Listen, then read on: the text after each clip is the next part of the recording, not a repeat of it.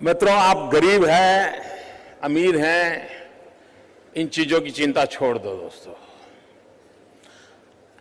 एक बात की जरूरत होती है, आपका आप पर भरोसा होना चाहिए।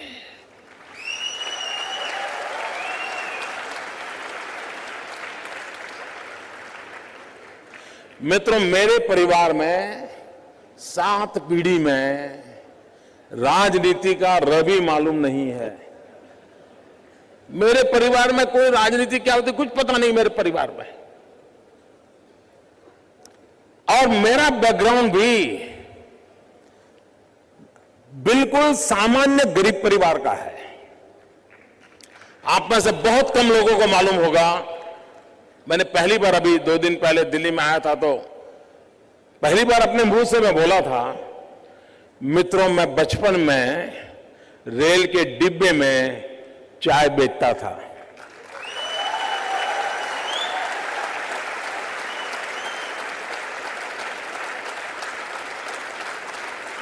और आज आपके सामने खड़ा हूं।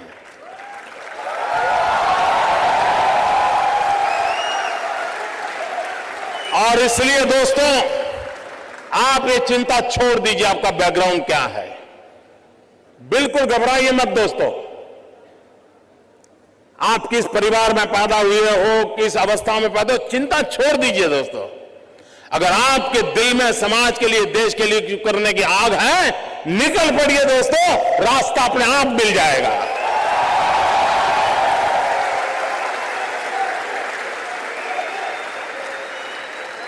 लेकिन मित्रों, लेना, पाना, बनना, ये ख्वाब लेके चलोगे तो ख्वाब ही रह जाएगा।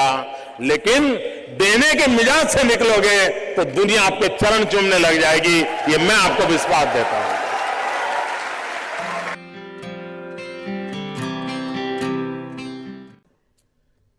स्टार्टअप, मैं कल एडम से बात कर रहा था तो बड़ा इंटरेस्टिंग है, उसको मिलने जैसा है। उसको हिंदुस्तान की स्पिरिचुअल दुनिया में बड़ा इंटरेस्ट है। लेकिन उसने मुझे एक बात अच्छी बताई। वो कह रहा है जो पैसे कमाने के इरादे से आता है वो कभी स्टार्टअप कर ही नहीं सकता है।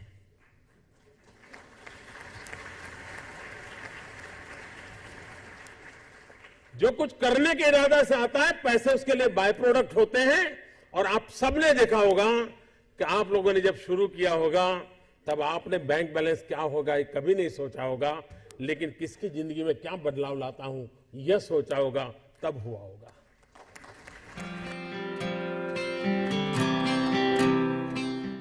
मित्रों, कभी कभी नौजवानों की जिंदगी में कठिनाई आती है।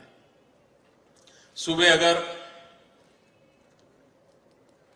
किसी क्रिकेटर की अखबार में फोटो देख ली, उसकी बड़ी वाहवाही हुई देख ली, तो मन करता है यार क्रिकेटर बनना अच्छा होगा। दोपहर को किसी टीवी चैनल पर किसी फिल्मी कलाकार का नाम रोशन दिखता रहा तो मन करता नहीं यार ये अच्छा है। शाम को किसी डॉक्टर ने बहुत अच्छा काम किया है देख लिया तो मन करता है यार ये अच्छा है।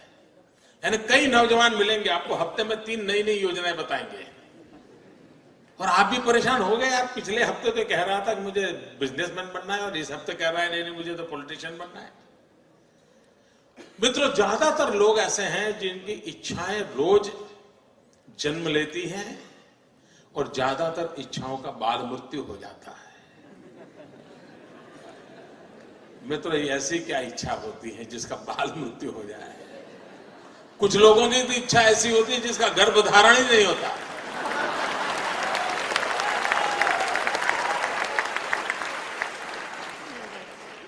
और मित्रों, कुछ लोग होते हैं जिनकी इच्छाएं रोज बदलती रहती है। और जब इच्छाएं रोज बदलती रहती है तो आपके साथी आपको क्या कहते हैं?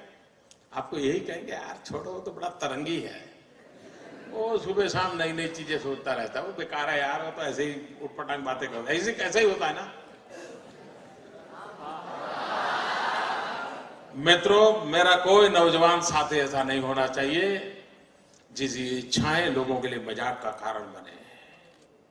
कोई नौजवान ऐसा नहीं होना चाहिए जिसकी इच्छाएं तरंग बन जाए।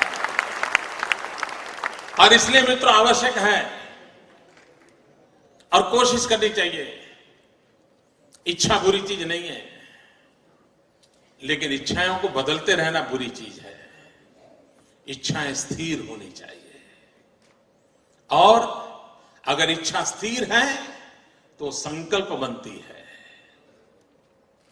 और संकल्प में जब परिश्रम जुड़ता है तो सिद्धि बन जाती है। और इसलिए इच्छा प्लस स्थिरता इज इक्वल टू संकल्प, संकल्प प्लस परिश्रम इज इक्वल टू सिद्धि।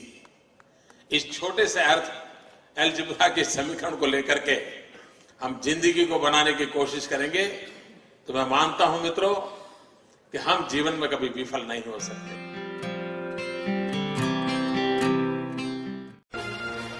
मैं मेरे नगर वड़नगर से कभी कभी ट्रेन के अंदर विसनगर जाया करता था।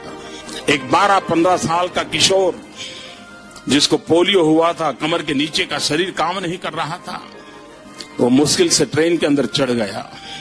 उस गंदे कपड़े थे, भिक्षुक जैसा लगता था, लेकिन वो भीख नहीं मांगता था और हर किसी के पास जाकर के वो रिक्वेस्ट करता था मुझे बूट पॉलिश करने के लिए दीजिए। और उस समय 10-15 पैसे में बूट पॉलिश होती थी, और लोग कभी दया भाव के कारण, कभी करुणा के भाव के कारण उससे अपना जूतों की पॉलिश करवाते होंगे।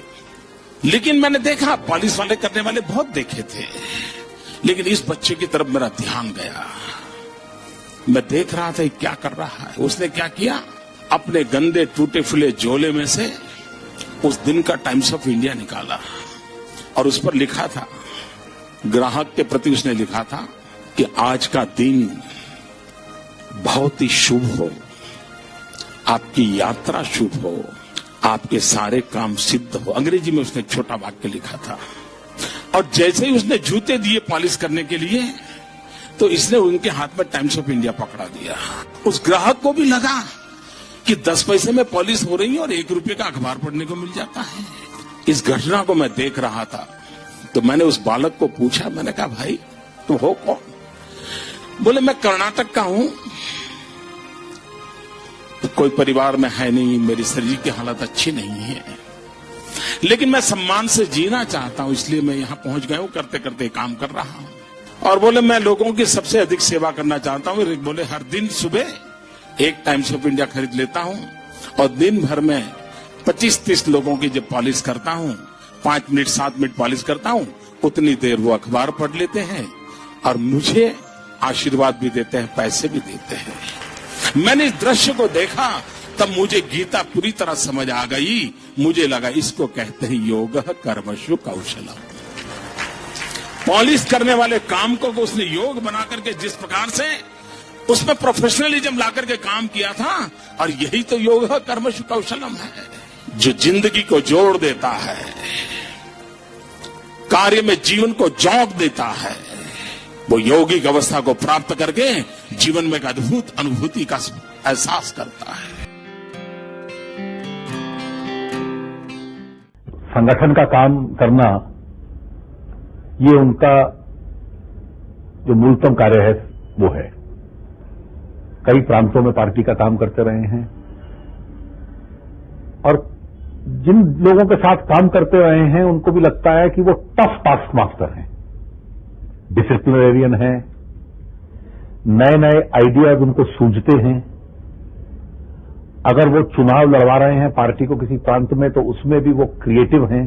संगठन को और मजबूत कैसे बनाना, पार्टी का नेटवर्क और कैसे, या उसका बेस कैसे और भी ब्रॉड बनाना, वो उसमें अच्छी तरह से उनकी शक्ति का वो उपयोग करते हैं। ऑर्गेनाइजेशन तो बहुत अच्छा करते ही हैं, इसलिए तो यहाँ भी काफी ऑर्गेनाइजेशनल ड्यूटीज उनको दी जाती है।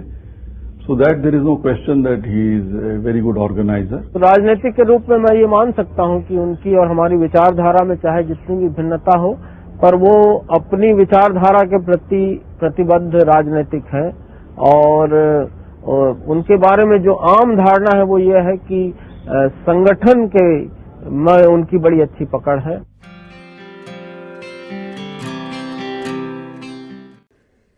क्योंकि ज्यादातर ये फर्स्ट जनरेशन एंटरप्रेन्योर है, ऑल स्टार्टअप्स। और जब कुछ सोचा होगा, नहीं बेटे अपना काम नहीं तो कहीं नौकरी कर ले, शुरू में जब दोस्तों ने सुना होगा, बहुत मजाक उड़ाया होगा, उपहास किया होगा, जाते आते आपको उसी उपनाम से सुनाते होंगे, ये कुछ करने वाला है, ये करने वाला है। फिर एक पल आया होगा, सारी दौर विरोध हुआ होगा, सब दूर परिवार के लोगों ने विरोध किया होगा, नहीं ये नहीं करना है, जाओ कमाओ, नौकरी कर लो, देखो उसका पहचान है, वो नेताजी को जानते हैं, जाओ उसको मिल लो।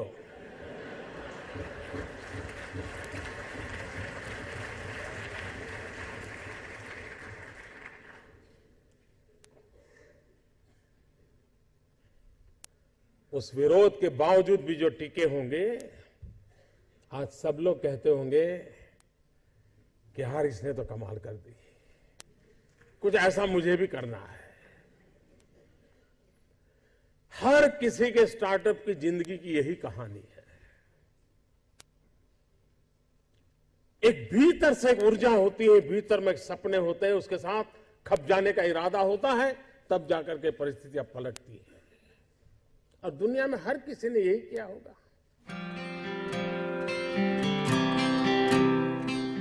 आपके जीवन में आप उस अवस्था में है, उस अवस्था में इतना पसीना बहाना चाहिए, इतना पसीना बहाना चाहिए, साथियों को लगना चाहिए कि यार ये बड़ा अफसर ऐसा है, खुद मेहनत करता है, तो और औरों को कभी कहना नहीं पड़ता है, तो सब लोग दौड़ते हैं। आप अगर बोर्ड लगाओगे एक समय पर ऑफिस आना चाहिए, उसकी उतनी ताकत नहीं है कि आप समय के पहले 5 मिनट पहुंच जाए, उसकी ताकत है। आप अफसरों को कहेंगे भाई सप्ताह में 1 दिन दौरा करना चाहिए, रात को गांव में रुकना चाहिए, 2 दिन रुकना चाहिए, उतनी ताकत नहीं है कि जब तक हम जाकर के रुके।